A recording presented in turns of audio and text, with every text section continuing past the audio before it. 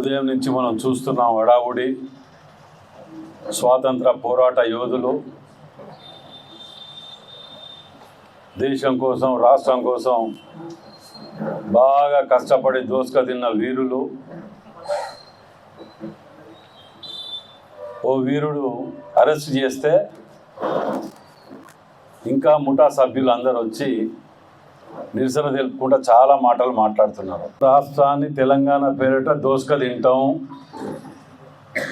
ఏది వదిలిపెట్టాం, కబ్జాలు చేస్తాం, దోసుక తింటాం, బెదిరించి మాఫియాల తీరుగా డబ్బులు అడుగుతాం, గుంజుకుంటాం, ఫోన్ ట్యాపింగ్లు రికార్డు చేసుకుంటూ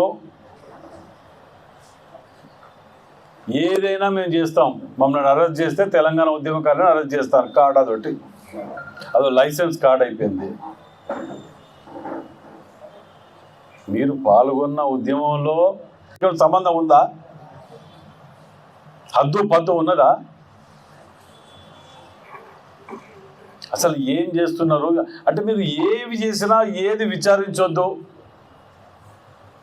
మేము గతంలో కూడా చెప్పినాం, మేము ఏమి చేయకుండా గన్ని కేసులు పెట్టినారు. మా అమెరికా నుంచి పట్టుకొచ్చిన దొంగల ముఠాలు పట్టుకొచ్చి ప్రభాకర్ రావు గారి కాడికి మొదలు పెడితే అన్ని బయటికి వస్తుంటే వాటి మీద ఆలోచన ఏమీ లేదు. దాని గురించి విచారణ చేయొద్దు, దాని గురించి పట్టించుకోవద్దు, ఏం చేయొద్దట. ఈ వేషాలు ఇస్తేనే పార్లమెంట్లో మీకు ఒక సీట్ ఇవ్వకుండా డిపాజిట్లో కూడగొట్టి పక్క కూర్చోబెడితే ఇంత కూడా ఇప్పుడు కూడా ఎవరన్నా తెలుసా మీకు? అందులో ఒక్కొక్కడు 1000 కోట్లు 500 కోట్లు సంపాదించుకున్నాడు. ఆయనతో అక్కడ పోయి బయటికి పోతే ఒకటి చెప్పుకుంటాడు భయానికి.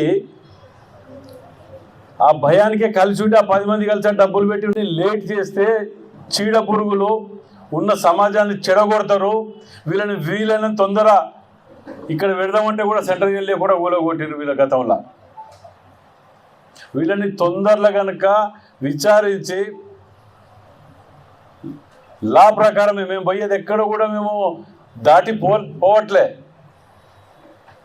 నోటికి ఏది వస్తే అది మాట్లాడటం, ఉల్టా ఏమనంటే రేవంత్ రెడ్డి గారు ముఖ్యమంత్రి గారిని తిట్టడం, అదొక్కటి అలసి అయిపోయింది. ఒకటి తెలంగాణలో ముఖ్యమంత్రి రేవంత్ రెడ్డి గారు తిడితే అన్ని మాఫ్.